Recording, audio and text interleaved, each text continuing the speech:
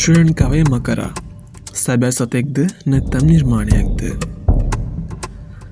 අයිබෝන් හැමෝටම අපි හැමෝම විහාරස්ථානයට ඇතුළුවෙත්දී මකර තොරණ දැකලා තියෙනවා.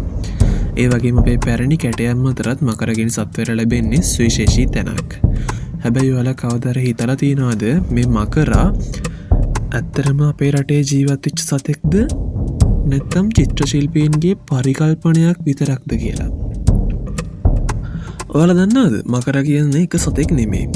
අපේ සාම්ප්‍රදායික මකර කියන සතුන් 7 දෙනෙකුගේ අවයවවල එකතුවක්. ඇත් හොඬක්, සිංහ පාද, ඌරුකන්, කිඹුල් හකු, මත්ස්‍ය කඳක්, වඳුරු ඇස් සහ මොනර පිල් කළඹක්.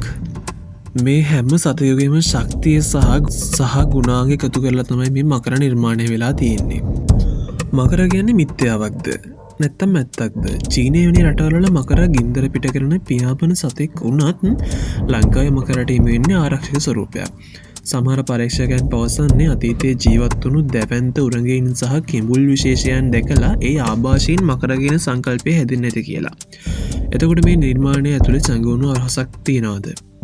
අදටත් මකර කියන්නේ අපේ රටේ ශක්තිය සහ ආරක්ෂාවේ සංකේතය. ඔයාලා හිතන්නේ මේ වගේ සතෙක් ඇත්තටම අතීතයේ ඉන්නේ නැද්ද? එහෙම නැත්නම් හුදෙක්ම කලා නිර්මාණයක් විතරක්මද? ඔයාලගේ අදහස පල්ලෙන් කමෙන්ට් කරන්න. මේ වගේ ලස්සන තොරතුරු දැනගන්න අපේ YouTube channel එක subscribe කරන්න.